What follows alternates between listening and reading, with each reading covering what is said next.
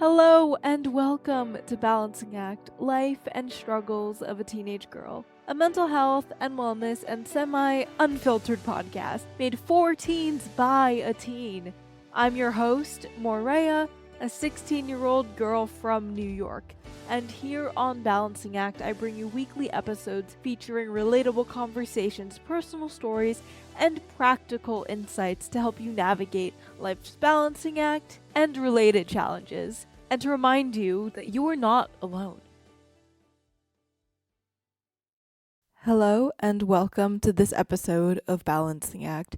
So, do you ever feel like your life is just kind of cluttered? Like your room might be turning into a bit of a tornado zone, your schedule is jam-packed, and your mind just kind of feels like it's gonna burst from all the thoughts and feelings that are zooming around in there? Well, if you've ever even felt slightly like your life is getting too overwhelming with just the amount of stuff that's around you and in your mind, this is a great episode for you. So, in this episode, I'm speaking with Susie Boutal, an ADHD coach and decluttering expert who helps people to declutter their lives. And like I mentioned before, this clutter isn't just physical, it's also emotional and mental. And in this episode, we cover how to declutter physically, emotionally, and mentally so that you can have some space to live your life. And we also cover procrastination and how to let go of perfectionism to help you live a more clutter-free life, again, emotionally, mentally, and physically. Susie shares some really great insights that really caused me to reflect on my own life. So I promise it's worth sticking around to discover how a pizza analogy can have you rethinking perfectionism. So let's get into the episode. I'm so happy to have you, Susie, on the podcast today. Yeah, thanks for having me. I'm excited to be here. Of course. So, as I mentioned in the little introduction thing, the clutter in our lives, as I've learned from you through talking to you before, is that it's not just physical, it's also mental and emotional. And all this clutter is interconnected. So, what is the connection between all of those different types of clutter in our lives? Yes, I guess I could start with the definition of what clutter means to me. So it's basically anything that's stopping you or getting in the way of you being you and you doing the things you want to do in your life. It could be physical, it could be too much stuff literally around you. You can't find things, you buy more things because you forgot what you already had. But like you say, it could also be mental. So it could be overwhelm, other people's opinions, when things build up mentally, getting in the way of your thought patterns and things, and also emotionally. So if you have events that have happened and emotions that you haven't quite processed, or you're confused about how you feel about certain things, kind of all creates that clutter, which, yeah, stops you doing the things you want to do. Wow. And so, the clutter, I know it can be so overwhelming, to have physical, emotional, or mental clutter. And I know that when my room's cluttered, it makes me feel overwhelmed and everything. So, is there an interconnection between mental clutter and physical clutter? And can you declutter one thing and then have that help you to declutter another aspect Yeah. of mental, emotional, physical clutter? Yeah, so they're absolutely linked. So, as you described, if your room's a mess or too much stuff everywhere, it really impacts that clarity of thinking. And then, I guess, if we're also stuck with certain emotions, then that can impact in our thought processes, and we might choose to keep more stuff around us because it feels safer and we don't want to part with things. So, yeah, so interconnected. Like, we're just one person, aren't we? So all of these things affect each other. And I think that's a good point that you made about if you clear physical space, it can feel quite cathartic and it helps us make sense of our thoughts as well. And also, if you're feeling overwhelmed, starting with a simpler, more physical task can then also help. Sometimes people feel more drawn to one sort of clutter that they kind of experience, but generally, there's things in all three. And I guess where you start depends on what feels easiest or perhaps what's having the biggest impact. So, yeah, triangle of stuff. Yeah. And so if you decide that this clutter is making me feel overwhelmed and then you want to go about like decluttering, how would you do that for each aspect of your physical, emotional, and mental clutter? Yeah, so I guess the first thing to do is think about what your reason is for decluttering. So it's like one of those jobs like cleaning. Like it's not usually that we declutter or we clean because we want to be doing the task. It's what we're going to get from doing it. So let's take the physical side of things, for example. You might decide that you've just had enough of falling over things or not having people over to your house or losing things, and you just think, enough's enough, I need to clear this stuff. So I guess, yeah, first of all, find your reason for doing it because that will be the thing that keeps you going and gives you a purpose. So you're not just then moving stuff around.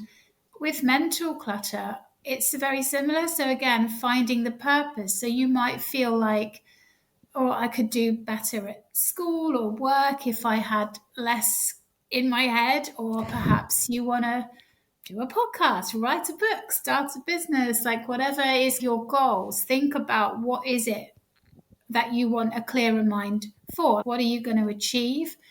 And then with emotional, it's probably, I like to say to people to create that to feel list instead of a to do list. So if you're in a situation where you can't really like tap into your emotions, so perhaps you're at school or you're out or with company perhaps, and it's not really the right time to go a bit deeper, but make a list of those feelings that come up sometimes. So it may be that somebody says something, or you're watching a TV show and you maybe feel something that you weren't quite expecting. So make a list of those to come back to because they'll give you some clues as to what emotions might be a bit stuck.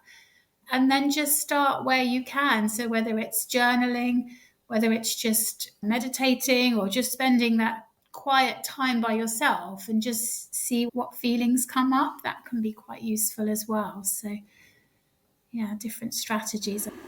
Yeah. Wow. I guess it's so important just to let yourself feel those emotions or just see what comes up when you're like trying to declutter. For me, when it comes to like decluttering, at least physically, I know for me, like the clutter in my room just fluctuates like crazy. I'll start off the week and I'll be like, wow, my room is like so neat. I have everything where it's supposed to be.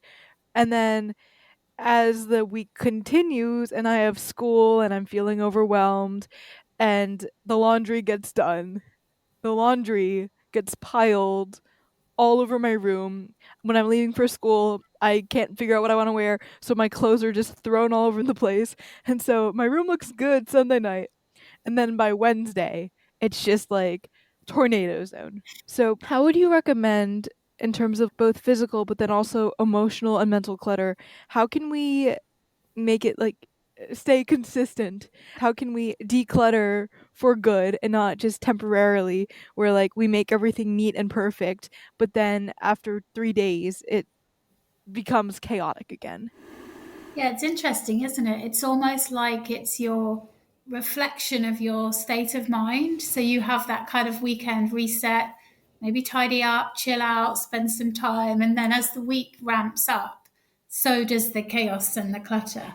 But yeah, you're right. It's one of those jobs which I call like a cyclical job. So it's never really done, but I guess your question is how can we make it easier so that we don't have chaos by Wednesday? It's more, okay, we can see we've been living, but it still feels okay. And then I guess that would also eliminate the need for that kind of great big weekend reset, which I'm not really a fan of because I feel like we don't want to spend the whole week getting out of alignment to then have to spend so much time resetting. We want more of a gentle fluctuation, I suppose. So the first thing I would say is probably just have less.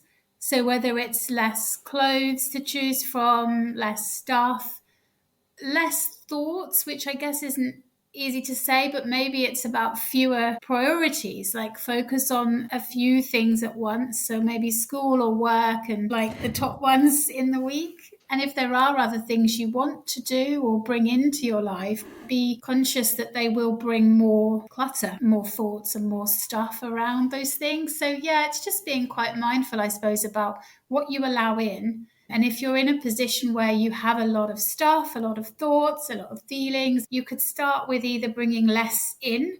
So, by simplifying maybe shopping or the things you do or the people you hang out with, or you could think about getting rid of what you already have first and not trying to tackle both ends of it at the same time. So maybe it's giving stuff away or selling stuff or minimizing your commitments, things like that.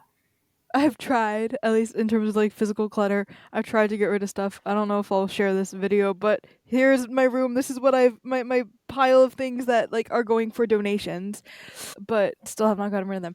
Anyway, I know that for teenagers when it comes to like decluttering things and getting rid of things and lowering your commitments, it can be really hard because I think a lot of teenagers around me are feeling super stressed about college and want to do everything to get into the top schools. What strategies would you recommend to teenagers who feel like they have a lot of clutter in their lives, but they're not really like sure what to cut out to help them to just declutter? I probably use the concept of glass balls. So I don't know if you're familiar with that term of where people feel like they're juggling so many things and something's gonna crack. So identifying which of the balls you're juggling are glass, as in you just can't drop them. So maybe that's health and school. And then think about which ones are plastic. So for instance, maybe if you were not able to attend a dinner or something like that, maybe on the day it feels hard and you don't want to say no or you want to go, but actually if you missed it, maybe it's not quite as crucial. So identifying what things in your life are super critical to get right and to keep on track with, and which things you can maybe relax a bit or say no sometimes. So once you've got your specifics, think about then what is actually in your control and what isn't. Because actually, at the end of the day, the only things we can control are our thoughts, feelings, and behaviors.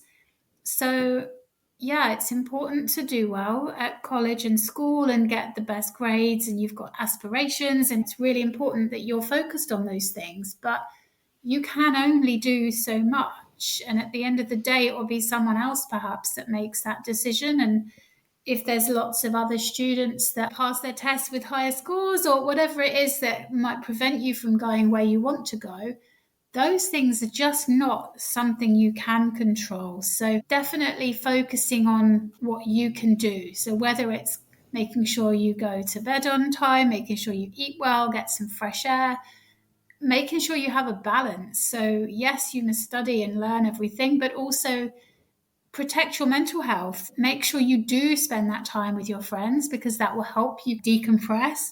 Make sure your space, yeah, if you want it to be less cluttered and more spacious, that's great. But don't make that be something that overtakes health or overtakes schoolwork or something. So it sounds boring, doesn't it? Kind of control and balance, but just make sure you're focusing on the right things that you can actually control.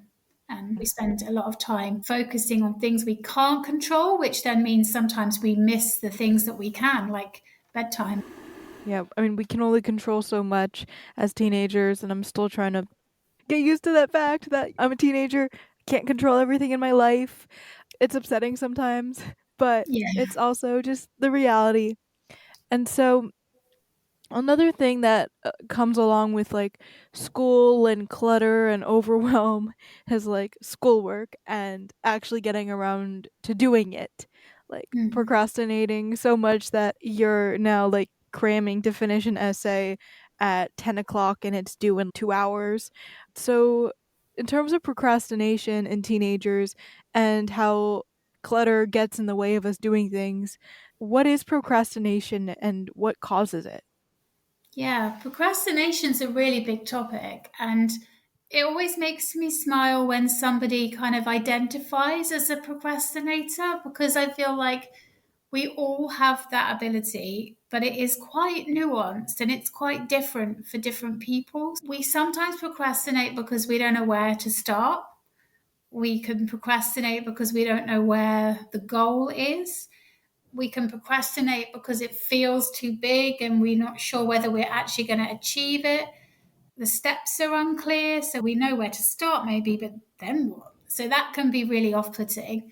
We can also procrastinate over things that are just boring, or we have no interest in the task, or if something else becomes more appealing. So I think it's important if you get the sense that you're putting something off or not thinking about something that you know is good for you to think about, then try and work out what is behind that. Is there a feeling? Are you fearful of failure? Are you fearful of success, maybe? Or is it that you just really don't know where to start and what you're actually going to be doing? Yeah. I know, at least for me, I am very fearful of things not being perfect if I try them, right? So then Mm. I'm afraid to try and I don't want to get started because of that fear of failure. So then what strategies or advice would you give to people who are afraid to start things because they're afraid of the outcome of them trying it? Yeah, that's a really common one. I think it's about, first of all, acknowledging that you're not doing something because you feel like, well, it's never going to be perfect, or thinking about all those negative things. Get that out, because it's important to at least have those thoughts and ideas out of your mind. So I don't mean forgotten, I just mean like verbalized perhaps, or even in a journal, kind of writing a bit about what's the feelings, what's going on for you. And then think perhaps that actually doing nothing might be worse than doing something. If you think about an essay that you have, perhaps if you do nothing, you're going to get zero. Okay. If you spend 5 minutes, maybe you'll get 1 point. So it's breaking it down to think like, I can't control the outcome, I can't control what mark I get.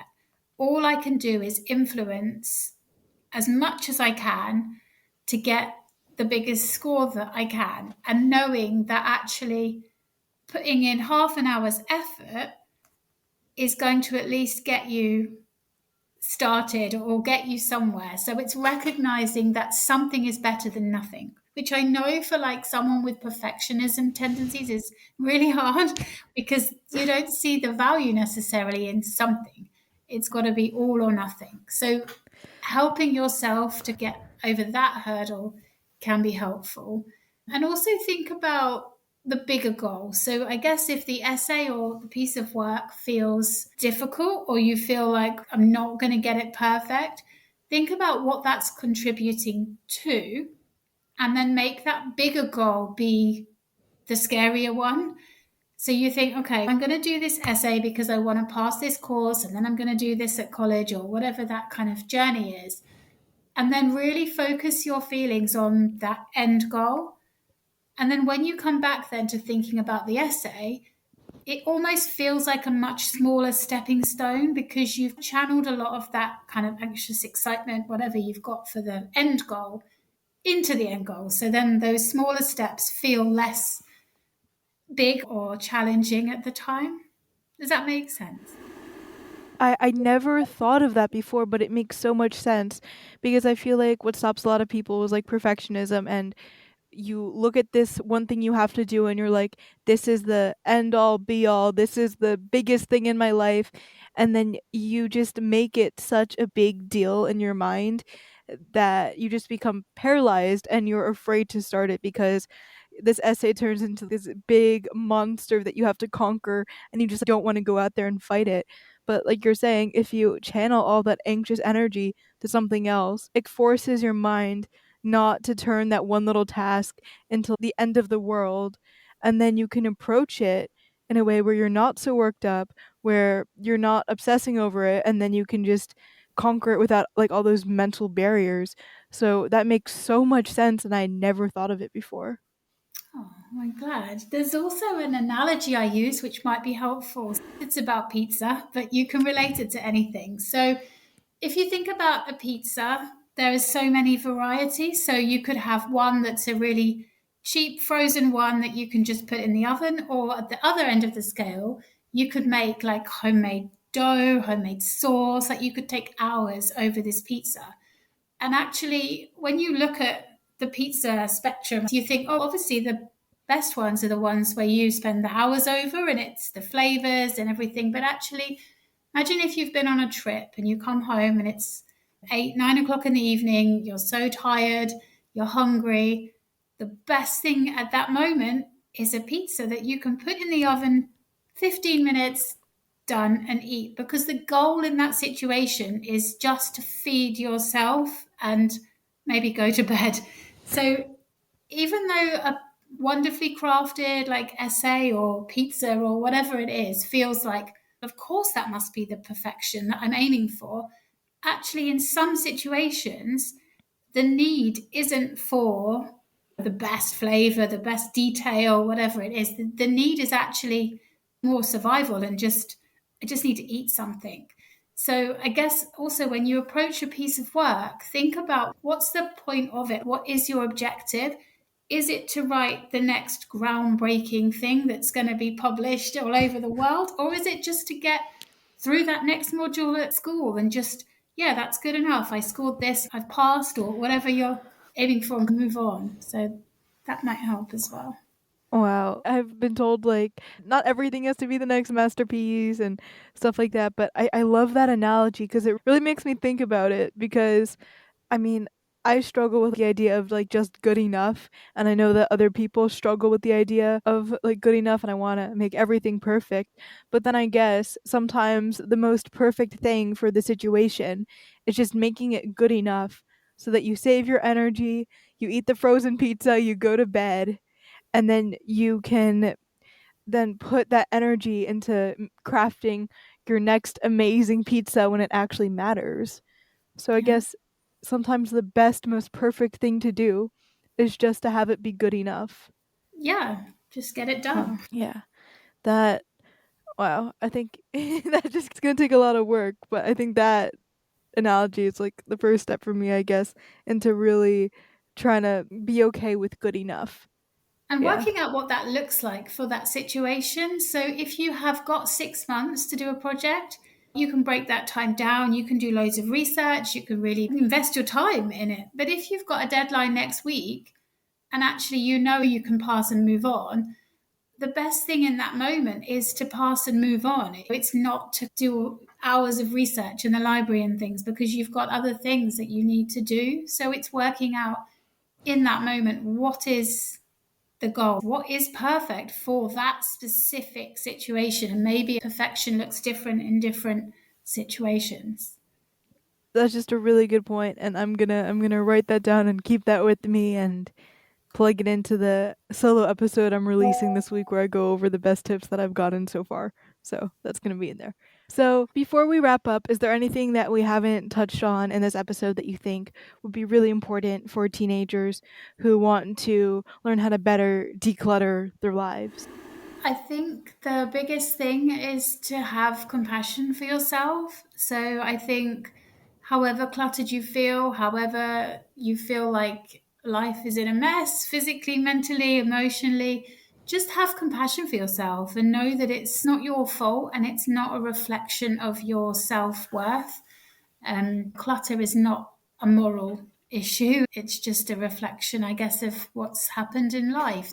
Go easy on yourselves, be kind to yourselves, and always be looking for the bigger purpose of what you bring to the world and keep going. I think that's a really good point. We just have to be a little bit more passionate because sometimes with schoolwork and all these other things, we can't control how that clutter is coming into our lives because it's just like a fact of being a teenager. Yeah, just a fact of life. Yeah. And so, if people want to learn more about the work that you're doing or if they want to connect with you, where should they go? So you can follow me on Facebook or Instagram. It's just at A Space for Living. I also have a Facebook group, so I do share daily tips and things and get people to talk about their clutter goals and things like that. So that's a free group, also called A Space for Living. And then I have a website if anyone wants to reach out, have a conversation. And again, that's a spaceforliving.co.uk. So yeah, it'd Yeah. be lovely to hear from anyone. And I will definitely link that all in the description. And I absolutely love that name, like a space for living because you declutter and then you actually get to live your life without Yes. all these things just in your way. So then, just before we wrap up, there's one question that I like to ask everyone who comes on the podcast, which is if you had one piece of advice for your teenage self, what would it be? Oh my goodness. Okay. I think it would just be like, just keep listening to your gut instinct. Trust yourself because it's really hard, I think, as a teenager to know who to listen to know what to do, to watch your life unfurl and trust that things will be okay and that you'll succeed. And because everything feels so much more intense, I think, like relationships and school and everything feels really full on. So I think, yeah, just trust yourself, listen to yourself deep inside. What you feel about a situation is probably a really good guide. And life does get easier, I think. Things settle and you'll find your own way. Just hold on to yourself, would be the phrase. Yeah, I love that so much.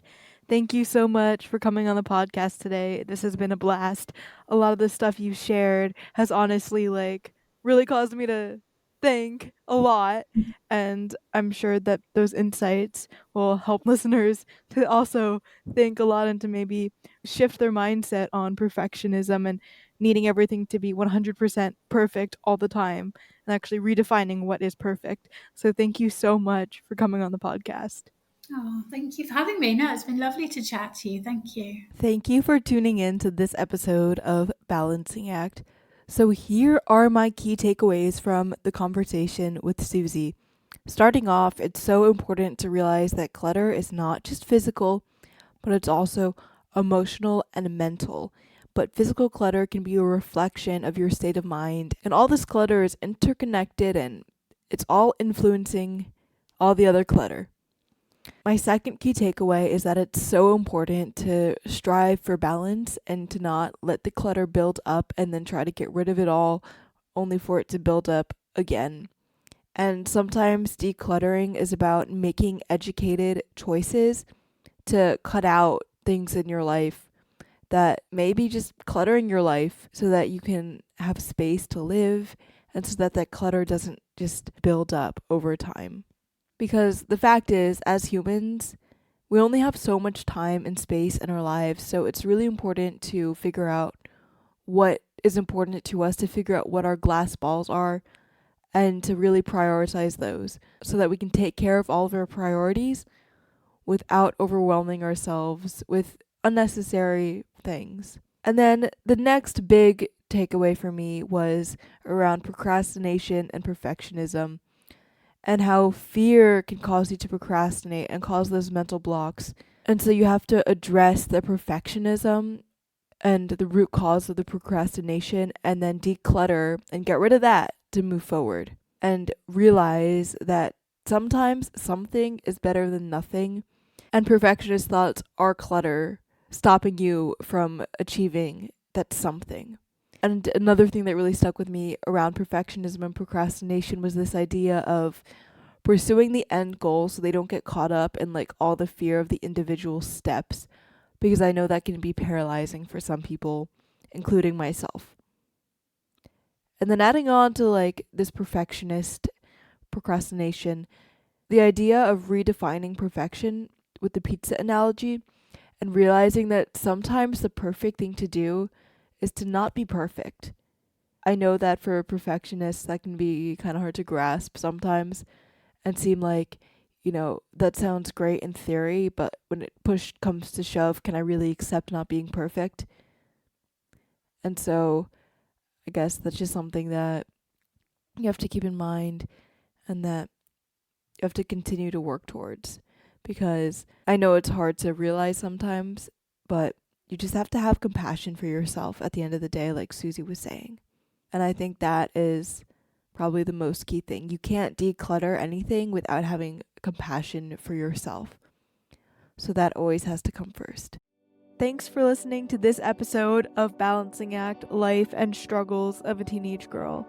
If this episode resonated with you, or if you know someone it could help, please feel free to share it with your loved ones or on social media. You can find us on our Instagram at balancingact.podcast and on our website balancingact.life. so please consider checking those out and giving our Instagram a follow. If you want to support the podcast, please consider subscribing to the podcast or leaving us a hopefully good rating on whatever platform you're listening to this on, because that would really be invaluable. If you have any questions or comments about this episode, or if you want to suggest a topic or person for a future episode, please reach out to us through social media, our website, or email, which you can find linked below. Thanks again for taking the time to listen. I hope you have an amazing rest of your day, and remember, life's a balancing act and sometimes you're gonna fall on your face, but you're not alone.